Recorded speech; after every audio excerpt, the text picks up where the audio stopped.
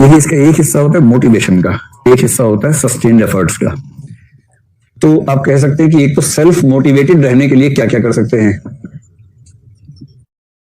और दूसरा जो अपना एफर्ट वाला हिस्सा है उसके लिए क्या क्या कर सकते हैं। और ये दोनों लिंक्ड हैं आपस में, ऐसा नहीं कि एकदम अलग अलग चीजें हैं, ये दोनों चीजें आपस में लिंक्ड हैं। ठीक है, तो मोटिवेशन का एक सबसे अच्छा तरीका होता है कि अपना पीयर ग्रुप यानी मित्र समूह ऐसा चुने जो मोटिवेट करता हो, ना कि डिमोटिवेट करता हो। ये अच्छा पता क्या है, पीयर ग्रुप और आप एक ही उद्देश्य में ना लगे हों, वरना पीयर ग्रुप तनाव में रहता है। दोस्त का फेल होना दुख देता है,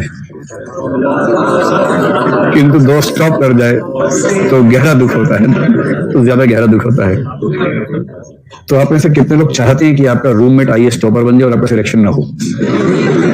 अच्छा, ये आसान करते हैं, अगर आपके रूम से एक ही सिलेक्शन होना हो तो आप में से कितने लोग प्रार्थना करेंगे, भगवान मेरे दोस्त का कर देना, मेरा मत करना? कोई भी नहीं। हाँ, चलो, कितने लोग भगवान से प्रार्थना करेंगे, भगवान अगर हमारे रूम से पहला और दूसरा रैंक आना है तो मेरे दोस्त को पहला रैंक देना, मुझे सेकंड रैंक देना। ढिंडोरा मत पीटो, टाइम आएगा तो सबसे ऊपर रहोगे आप बाद में, अगर ऐसा हो गया ना। चलिए चलिए चलिए, तो पहली बात पीयर ग्रुप प्लस पेरेंट्स।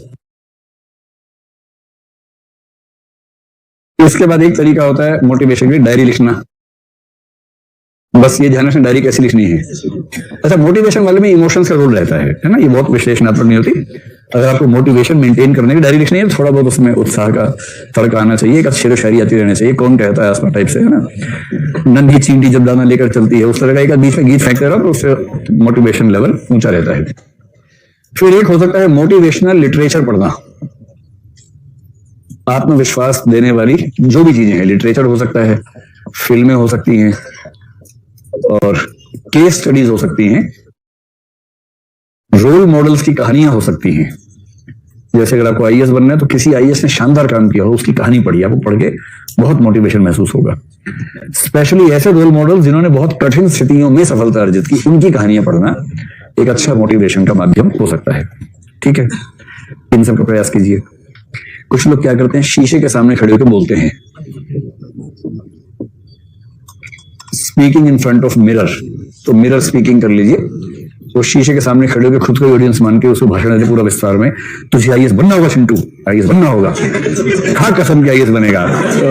तो शीशे के अंदर बोलता है बनूंगा मैं आईएएस, और इस तरह से 5-8 मिनट का सेशन होता है, बाहर लोग कान लगा के सुनते रहते क्या चल रहा है अंदर, और इस तरह से कॉन्फिडेंस आ जाता है। ठीक है, ये जो मिरर स्पीकिंग है, मोटिवेशनल, ये जो डायरी राइटिंग है, इन सब के लिए एक शब्द चलता है ऑटो सजेस्टिव मोड, जो मैंने पहले भी आपसे कहा था। ऑटो सजेस्टिव मोड का मतलब है खुद को लगातार सजेशन देते रहना। इसका एक तरीका और होता है, कुछ लिख लिख के मिटा दिया, डायरी में लिखा, कागज पे लिखा, फाड़ दिया, ये सब भी एक अच्छा तरीका इसका माना गया है।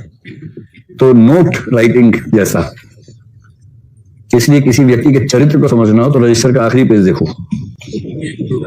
क्योंकि शुरुआती पेज से कॉग्निशन समझ में आएगा सिर्फ। ऑटो सजेस्टिव मोड, और इसे साथ में लिखे नोट राइटिंग। नोट राइटिंग मतलब नोट छोटे छोटे लिखते रहना, जो खुद को आत्मविश्वास दिलाने के लिए होते हैं, उसको बोलते हैं नोट राइटिंग। और ऑटो सजेस्टिव मोड मनोविज्ञान का बहुत प्रसिद्ध शब्द है, इसका इस्तेमाल मोटिवेशनल स्पीकर्स खूब करते हैं। चलिए, यहां तक की कुछ बातें स्पष्ट हो गई आप लोगों को। एक तरीका और माना जाता है कि अगर आप चाह रहे हैं मोटिवेशन ना, तो ऐसे व्यक्तियों से लगातार मिलना जो आपकी जैसी परिस्थितियों में हैं, और आप मतलब बैकग्राउंड भी आपकी जैसी है, सपने भी आपके जैसे हैं, तो ऐसे व्यक्तियों से मिलने से संभावना बनती है कि क्योंकि संघर्ष एक जैसा है, तो देखिए समान परिस्थितियों वाले व्यक्तियों से मिलना जुलना, समान परिस्थितियों वाले व्यक्तियों से मिलना, मिलते रहना, मतलब बीच बीच में। एक छोटा मोटा कंपटीशन अगर रहे ना तो उससे भी मोटिवेशन हाई रहता है। तो मोटिवेशन में एक चीज और लिख लीजिए, लिमिटेड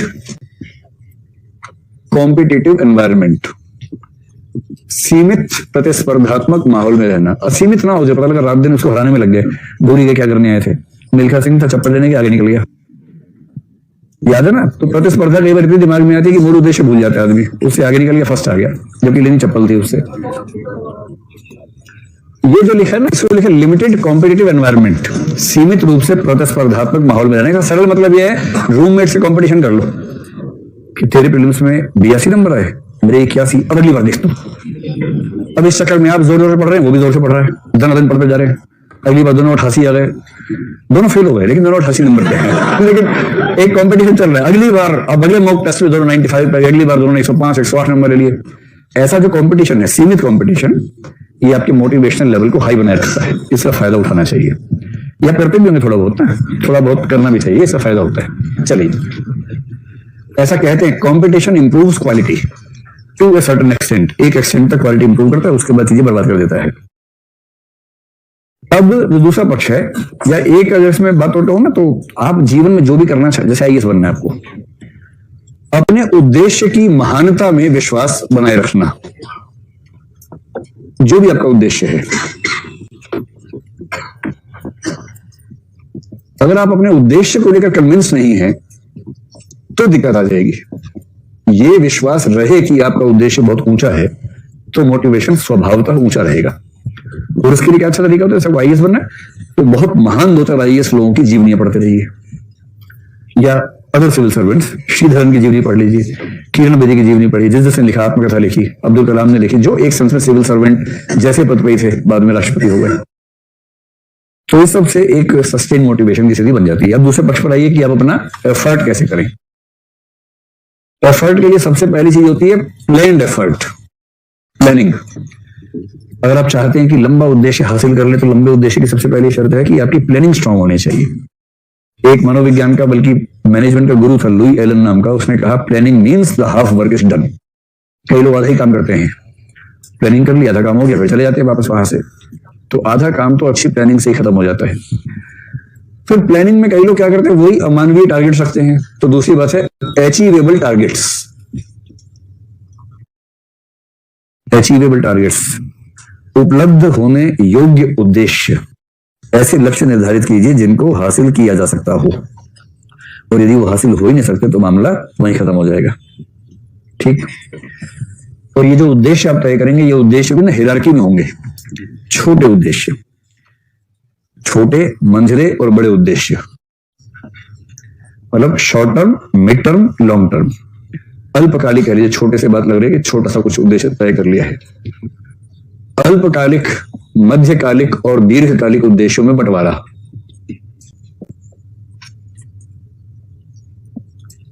मैंने तो ये फील किया कि जिसकी प्लानिंग ठीक है और थोड़ा बहुत उसके अंदर सस्टेन करने की क्षमता है, सिविल सर्वेंट बनना बहुत आसान काम है, कुछ खास दिक्कत है नहीं।